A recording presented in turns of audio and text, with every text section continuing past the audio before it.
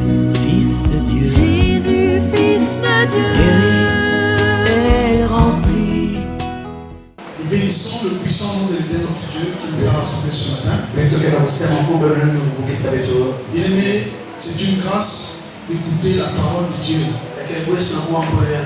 Dieu veut nous parler ce matin, commençant par moi-même jusqu'à vous. Dieu veut nous instruire au travers de ça. Nous allons prendre nos Bibles dans le livre de Matthieu chapitre 13. Matthieu chapitre 13. Nous allons lire les versets 24 à 30. Je lis au nom de notre Seigneur Jésus. Il leur proposa une autre parabole. Et il dit: le royaume des cieux est semblable à un homme qui a semé une bonne semence dans son champ. Mais pendant que les gens dormaient, son ennemi vint, sema l'ivraie parmi le blé et s'en alla. Lorsque l'herbe eut poussé et donné du fruit, l'ivraie parut aussi. Les serviteurs du maître de la maison vinrent lui dire: Seigneur, n'as-tu pas semé une bonne semence dans ton champ? D'où vient donc qu'il y a de l'ivraie? Il leur répondit: c'est un ennemi qui a fait cela. Et les serviteurs lui dirent: veux-tu que nous allions l'arracher? Non, dit-il. De peur qu'en arrachant l'ivraie, vous ne déracinez en même temps le blé.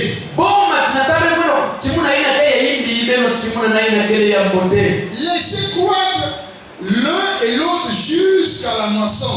Et à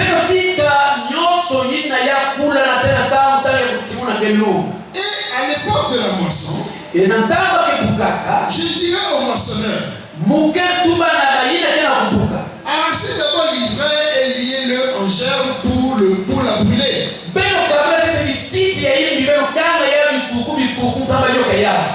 Mais amassez le blé dans mon grenier. Oh bien-aimé, qu'il est merveilleux cette parole. Bien-aimé dans le Seigneur, nous venons de lire une parabole. La parabole du blé et de l'ivraie.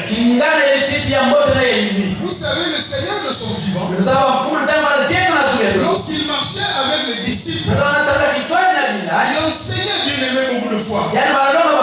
Mais plusieurs enseignements étaient donnés en parabole. Bien-aimé, une parabole, c'est un enseignement imagé. On prend une figure pour expliquer une vérité de l'évangile. Et la plupart des paraboles expliquent une vérité, une partie de la vérité de la parole de Dieu. Et ce matin, bien-aimés dans le Seigneur, nous avons lu la parabole du blé et de l'ivraie. Le Seigneur nous dit: un homme a semé une bonne semence dans son champ. Et lorsqu'il a fini de semer, le voilà qu'il est parti. Et derrière lui, la Bible dit que la nuit, pendant que les gens dormaient, l'ennemi vint et sema l'ivraie parmi le blé et s'en alla.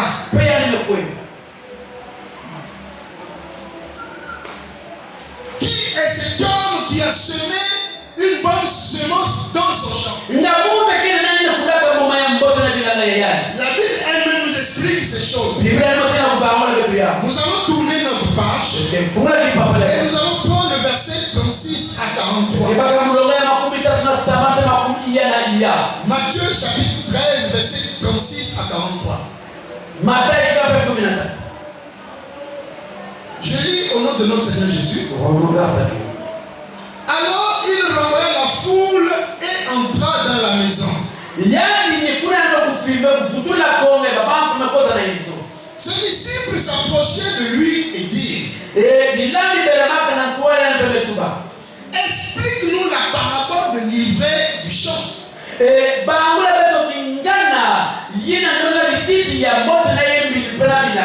Il répondit: celui qui sème la bonne semence, c'est le Fils de l'homme.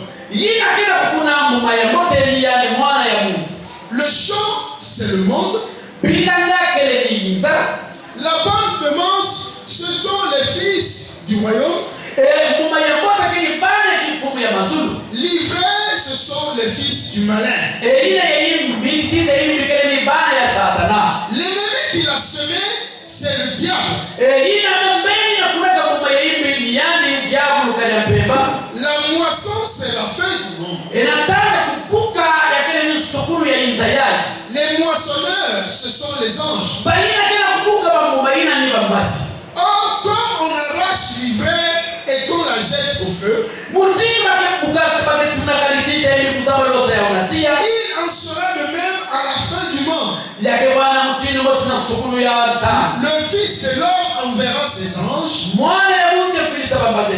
qui arracheront de son royaume tous les scandales et ceux qui commettent l'iniquité.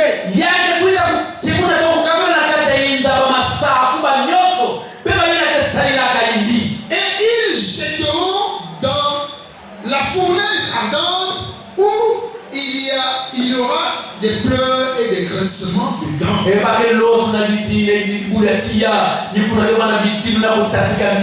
Alors les justes resplendiront comme le soleil dans le royaume de leur Père.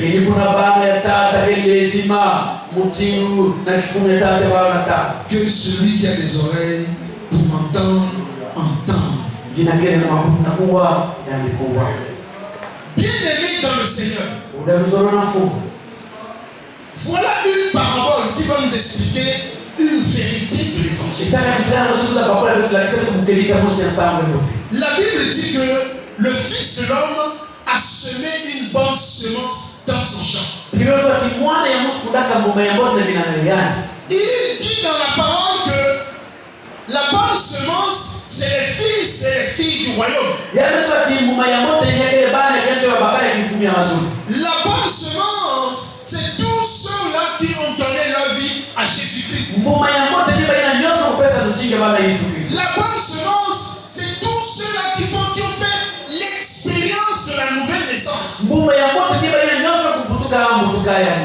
Ceux qui ont donné leur vie à Jésus et qui ont été marqués par le sang du Saint-Esprit.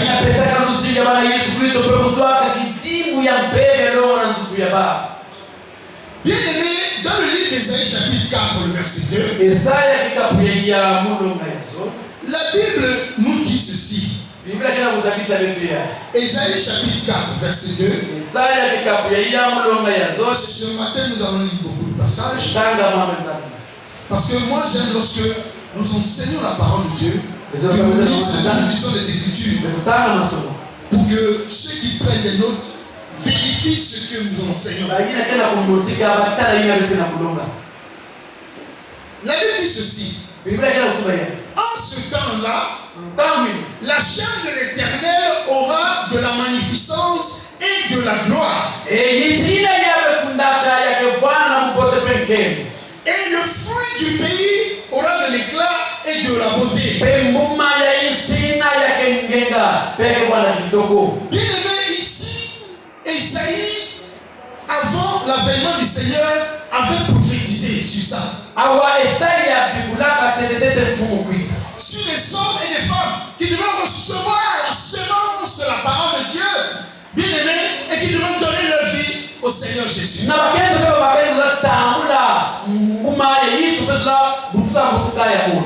Il dit en ce temps-là, la chair de l'Éternel aura de la magnificence. Oui, bien-aimé dans le Seigneur. La semence que nous avons reçue dans notre vie,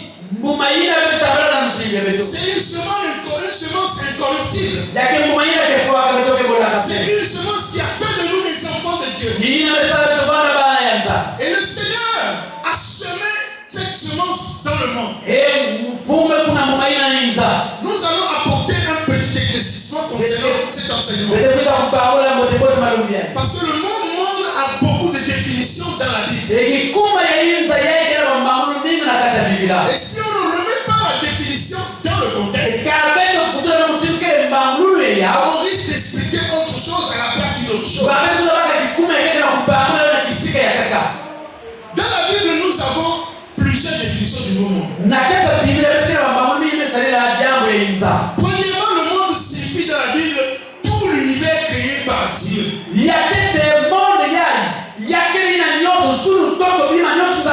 C'est là où la Bible dit que Dieu a créé le monde. Toutes les planètes que vous connaissez, le soleil, la lune, la terre, tout ce monde-là a été créé par Dieu.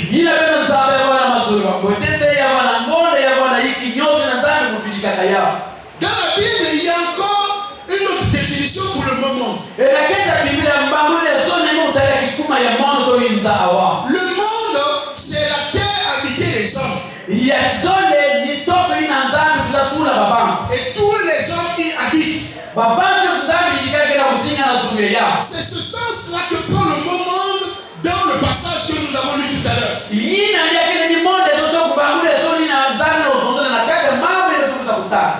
Et ça renferme tous les hommes.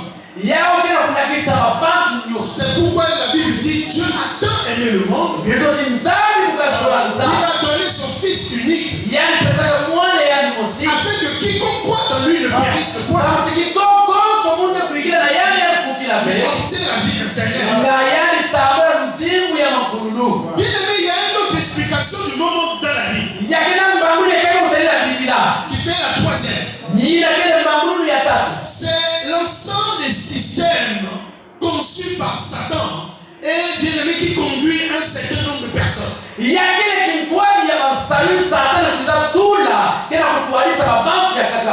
C'est une façon de faire, une façon de marcher, une façon de penser qui n'est pas conforme à la parole de Dieu.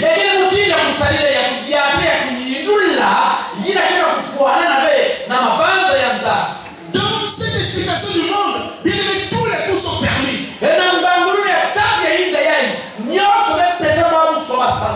Bien aimé, on peut voler pour parvenir.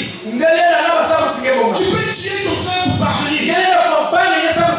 Et c'est ce système qui dirige plusieurs personnes dans ce monde. Et bien aimé, c'est caché dedans toute forme d'ésotérisme et toutes les exigences bizarres. C'est caché dans ce monde.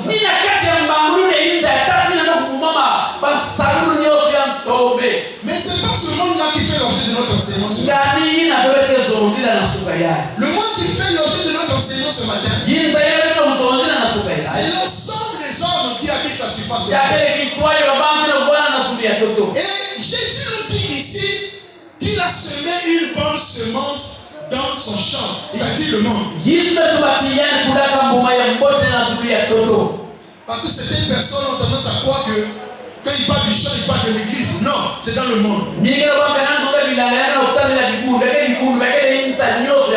Et la Bible déclare que la nuit, pendant que les gens dormaient, l'ennemi est venu et a semé le blé, et a semé l'ivraie.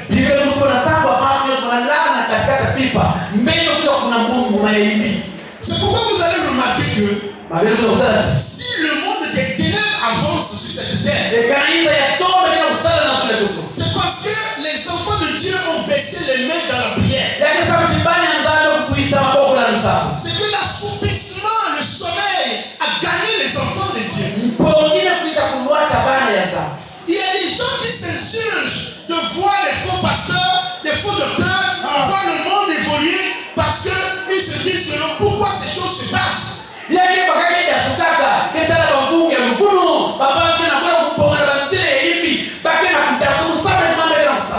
Mais nous devons reconnaître ce matin, c'est que quand les gens dorment, l'ennemi va et sème l'ivraie.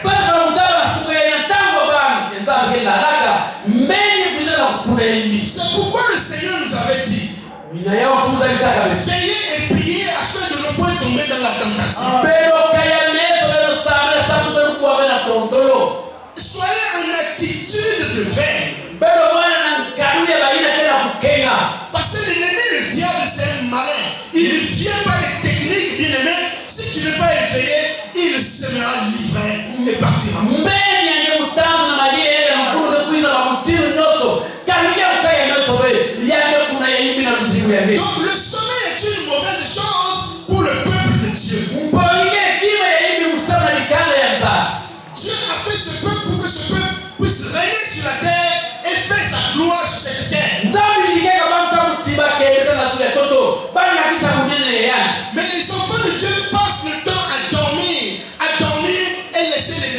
évoluer.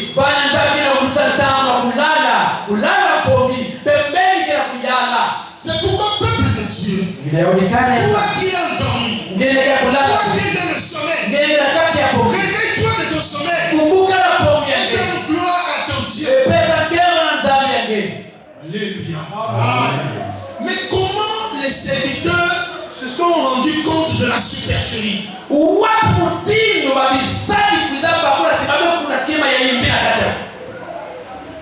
Nous allons partir de notre texte de base. Matthieu chapitre 13.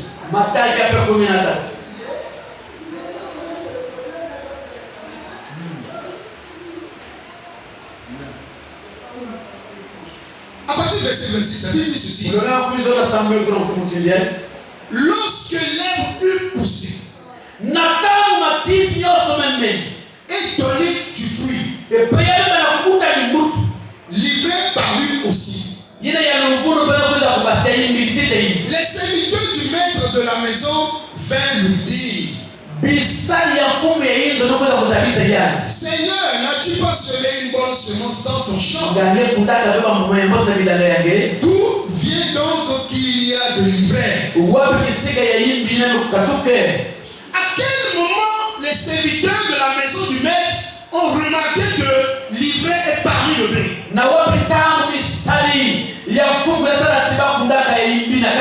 La Bible déclare que lorsque l'herbe eut poussé,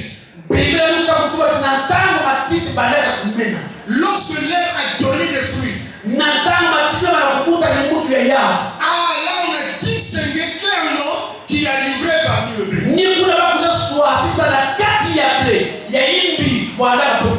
Bien aimé, tant que l'herbe était jeune, les deux étaient jeunes, bien aimé, on ne pouvait pas distinguer l'ivraie du blé. C'est seulement au moment où l'herbe a grandi et a poussé, a donné des fruits, on a pu reconnaître que l'ivraie était parmi le blé.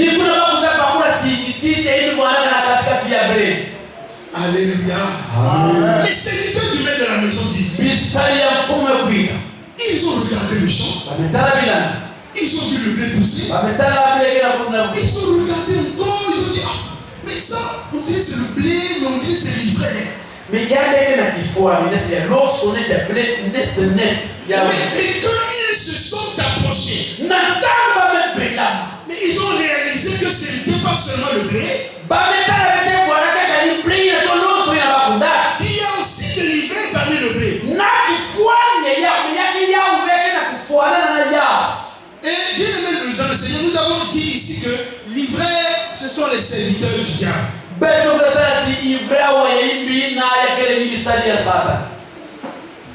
L'herbe eut poussé et donné du fruit.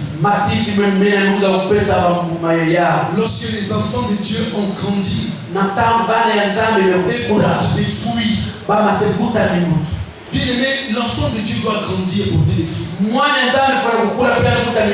pour qu'il soit distingué du serviteur du diable. On doit te reconnaître comme un véritable enfant de Dieu. Ça fait 15 ans. Ça fait 10 ans. Tu as connu le Seigneur. Et jusqu'aujourd'hui, on n'arrive pas à reconnaître qui tu es vraiment. C'est pas normal. Mais comment tu as fait 10 ans à l'église, on ne connaît pas ta vraie identité?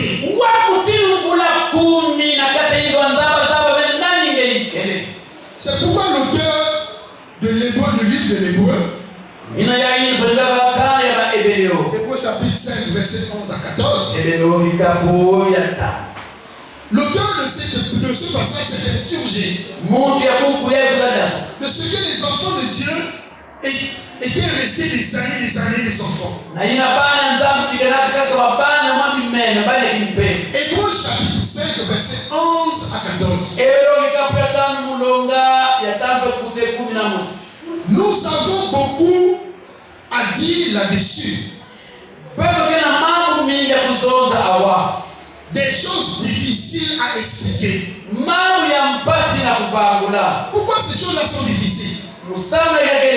Parce que vous êtes devenus lents à comprendre. En fait, ce n'était pas des choses difficiles. En fait, ce n'est pas des choses compliquées. Mais si c'est compliqué à expliquer aujourd'hui, parce que pour les enfants de Dieu, c'est devenu là à comprendre. Verset 12. Vous, en effet, qui depuis longtemps deviez être des maîtres.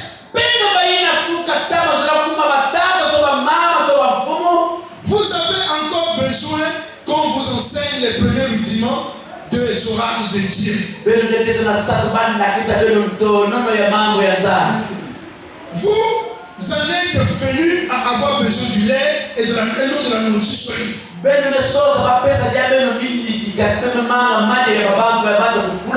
Or, quiconque est au lait n'a pas l'expérience de la parole de justice. Car il est un enfant. La nourriture solide est pour les hommes faits. Pour ceux dont le jugement est exercé par l'usage à discerner ce qui est bien de ce qui est mal.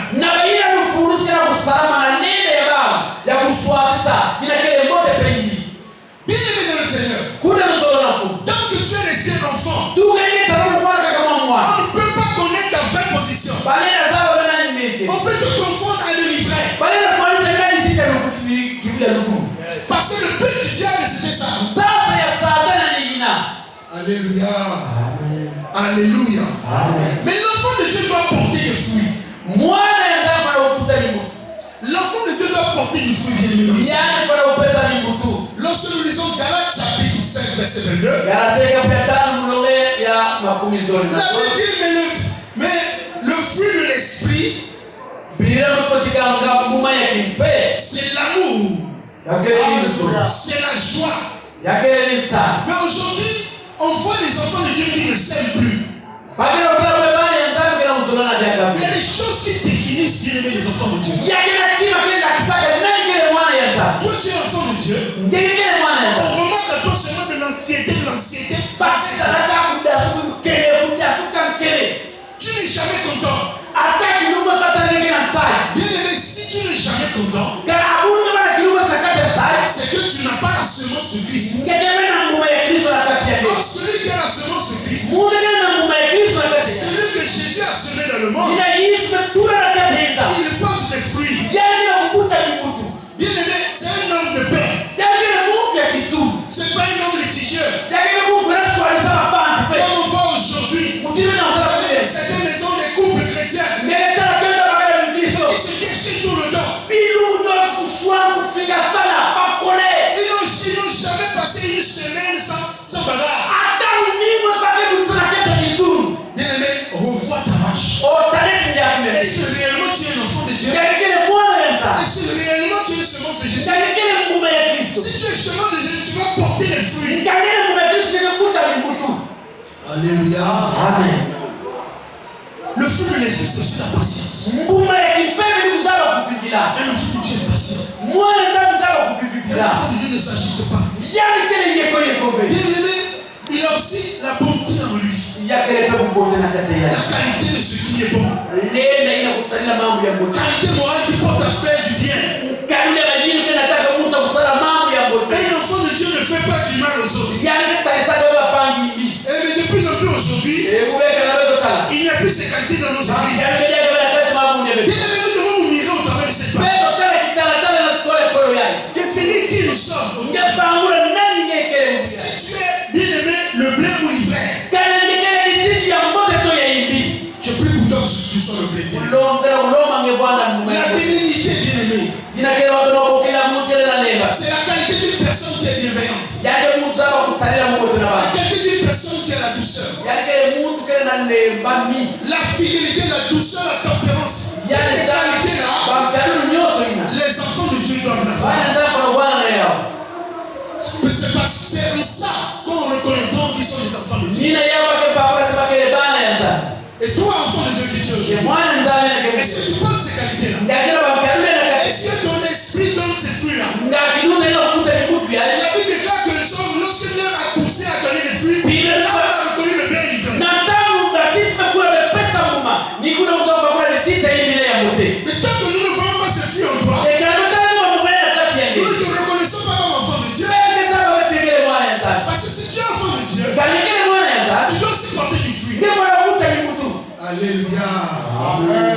Alléluia. Amen.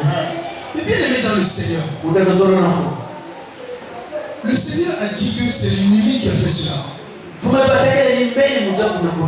L'ennemi a semé l'ivraie parmi le pays, il est parti. L'ennemi qui n'est autre que Satan. Bien aimé, la Bible déclare qu'il c'est un rusé. Vous voyez que lorsqu'il s'est approché d'Ève, comment il a fait? Il est venu par la ruse. Bien aimé, le diable est menteur. S'il vient le message, il t'apporte le mensonge. Et ses serviteurs ne t'apporteront pas notre message. Bien aimé, il était rebelle dès le commencement. C'est lui qui a créé la rébellion au ciel. Et la Bible déclare qu'il était précipité sur la terre. Oui, bien aimé dans le Seigneur. C'est pourquoi Jésus s'adressait aux pharisiens. Il dit, vous voulez me tuer? Vous voulez me tuer? Parce que vous voulez faire l'œuvre de votre Père. Quand vous êtes des fils de Satan. Pourquoi il dit cela? Parce qu'il porte en eux la semence du diable. La semence du diable qui est contre l'œuvre de Dieu. Alléluia.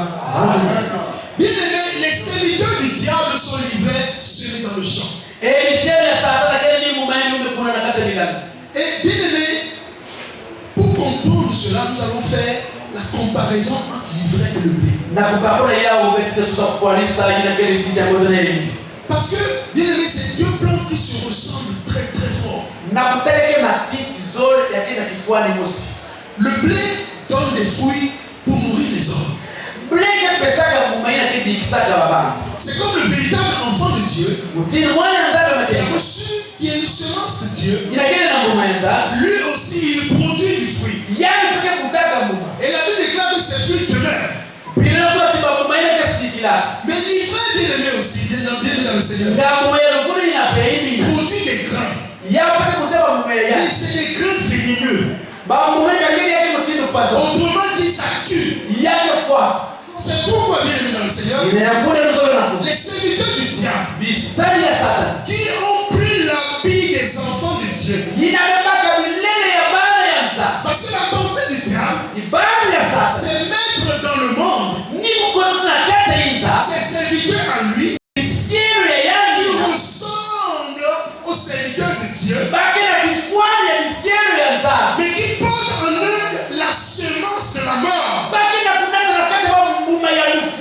C'est pourquoi ces serviteurs-là, bien aimés, ils n'enseignent pas autre chose que la mort.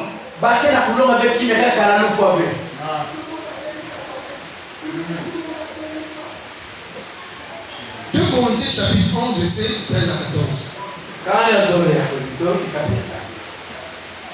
2 Corinthiens 11, 13 à 14.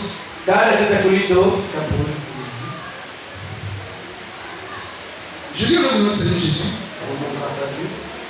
Ces hommes-là sont de faux apôtres, des ouvriers trompeurs, déguisés en apôtres de Christ. Et cela n'est pas étonnant, puisque Satan lui-même se déguise en ange de lumière. Il n'est pas donc étrange que ces ministres aussi se déguisent en ministres de justice.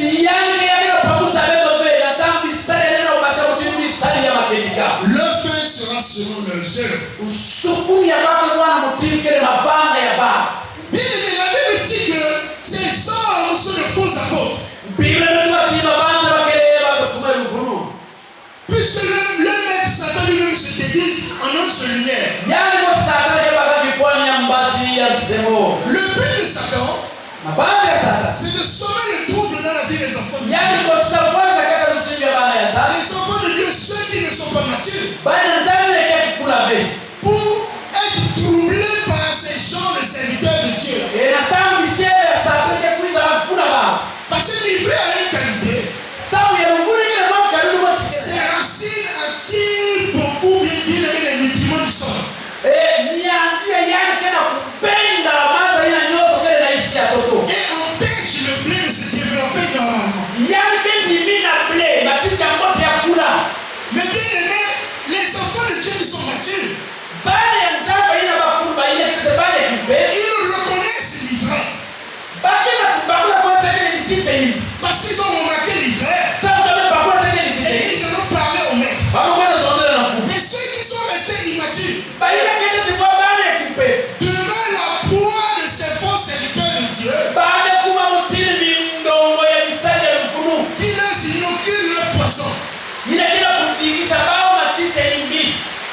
Alléluia. C'est pourquoi vous allez voir ces gens de chrétiens qui sont vacillants, qui font d'église en église. Ce qu'ils cherchent, je ne sais pas. Il faut ir partout, bien aimé. Je ne sais pas ce qu'ils cherchent dans l'église. On dit là-bas, un homme marche dans les airs. C'est le général apôtre blanc. Les voilà qui courent, qui passent sur lui. On dit là-bas, il y a un homme qui sort le feu dans les aisselles. Les voilà qui courent, qui sont à la recherche. Bien aimé dans le Seigneur. C'est pourquoi si tu es appelé enfant de Dieu, il faut grandir, bien aimé. Il faut porter du fruit. À ce moment, tu seras en mesure de reconnaître le niveau élevé. Tu ne seras plus embrouillé par ces gens-là. Ces gens-là vont t'embrouiller, bien aimé. Matthieu chapitre 7, verset 15 avant.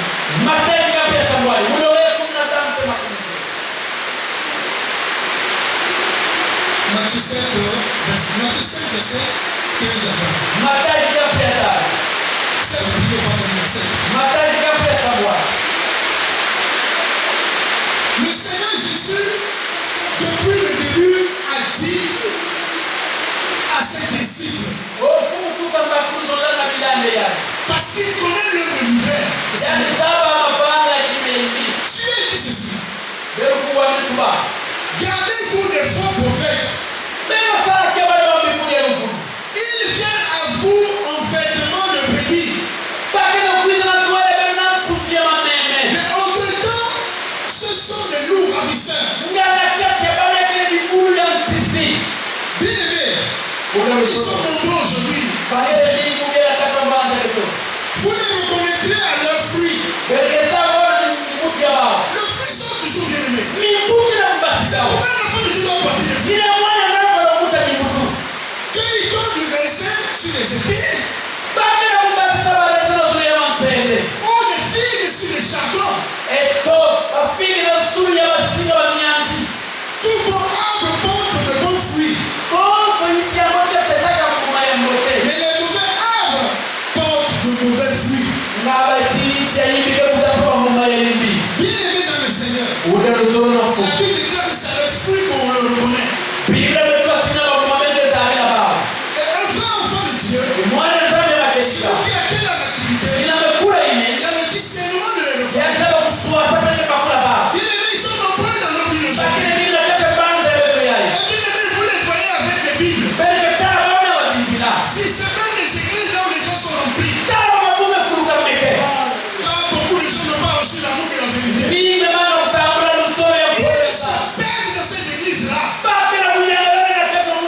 Vous allez voir, ils tiennent les Bibles. Mais ce qu'on enseigne, bien-aimés, on va prendre la brochure. On va pas prendre la Bible. C'est la brochure qu'on prend. C'est la brochure qu'on lit les versets. Mais la Bible, on met seulement une fois en passant. On vient lire un verset du Bible. On revient dans la brochure. Pour s'aider notre eux, ils prêchent que Jésus-Christ c'est pas Dieu. Tous ceux qui prêchent que Jésus-Christ c'est pas Dieu, ils sont là. Le nom du véritable Dieu c'est Jésus-Christ. Et puis, bien-aimé, tu dois le connaître et l'accepter pour tel. Tant que tu n'as pas cette révélation, tu n'es pas une semence du Seigneur. Dans d'autres églises, vous allez voir, ils vont vous prêcher l'enlèvement qui est déjà venu. Et bien-aimé, nous avons connu beaucoup de sectes comme ça qui ont empoisonné les gens. Beaucoup de gens sont morts parce que les enfants de Dieu n'ont pas la connaissance de la parole. Bien-aimé, nous devons grandir. L'apôtre Paul a dit, vous qui deviez être des maîtres, vous allez être venus à avoir besoin du lait, mais non de la nourriture solide. Comment tu as fait 10 ans, 20 ans à l'église?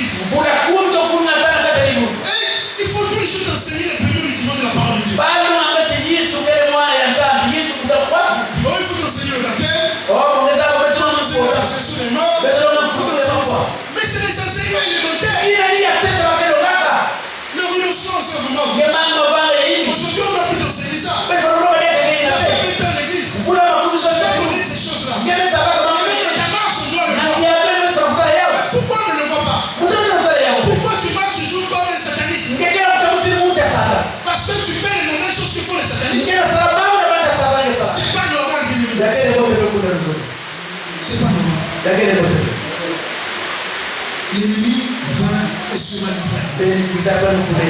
Le but, c'est pour semer la confusion. Le but, c'est pour que les enfants de Dieu puissent se passer. Le but de cet enseignement bien-aimé. Si tu es un enfant de Dieu, tu dois te relever. Tu dois chercher à atteindre la maturité. Tu ne dois plus être là et t'embrouiller par le monde. Tu cherches pas dans les églises. Tu te promènes là, par-ci, par-là. Tu fous les pas. Et tous les jours, ce sont ces millions de diables qui t'embrouillent. Bien-aimé. Cherche Jésus. Cherche Jésus. La seule personne qu'il faut chercher, c'est Jésus. La seule personne qu'il faut chercher, c'est Jésus. Quand tu l'as trouvé, tu as tout.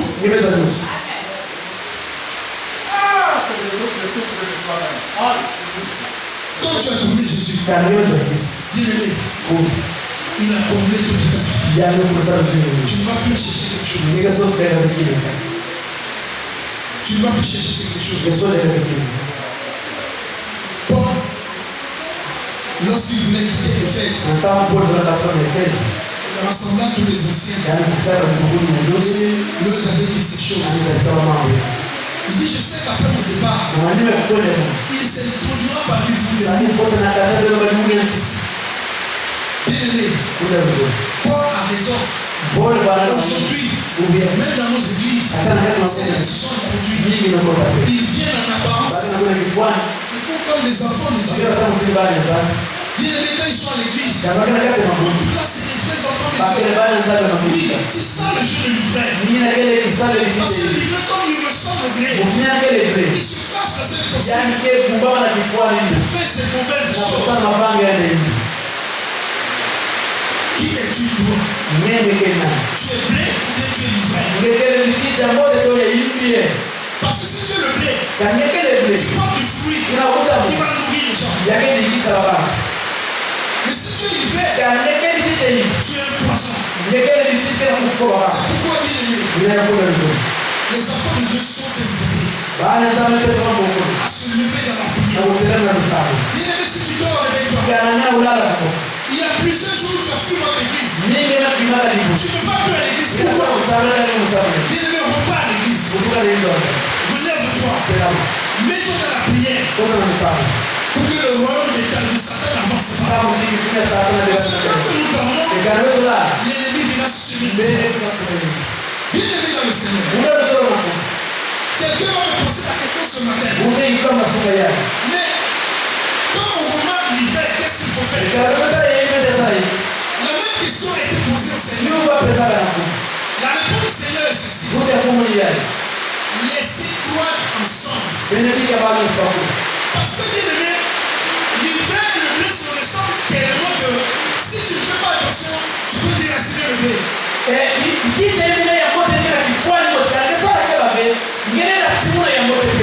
la vie du blé est très importante pour le Seigneur. C'est pourquoi le Seigneur dit laissez croître ensemble. Les deux doivent grandir ensemble. C'est tellement subtil que Dieu n'a empêché à l'homme de faire la différence ou bien d'arracher quoi que ce soit.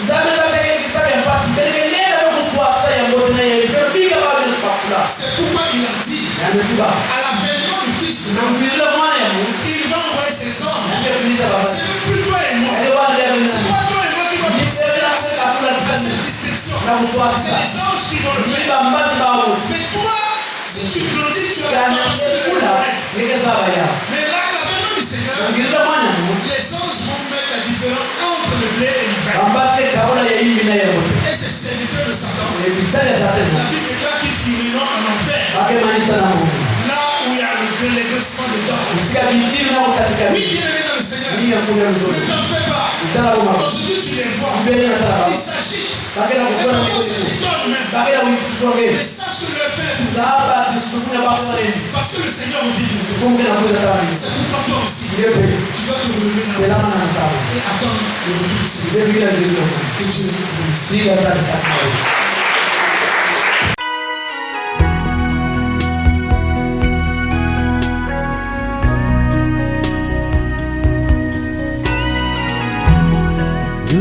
est libre comme l'onde.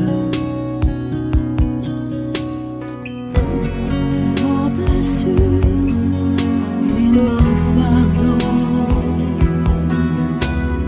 Guéri, guéri, Jésus, Fils de Dieu. Jésus, Fils de Dieu. Guéri,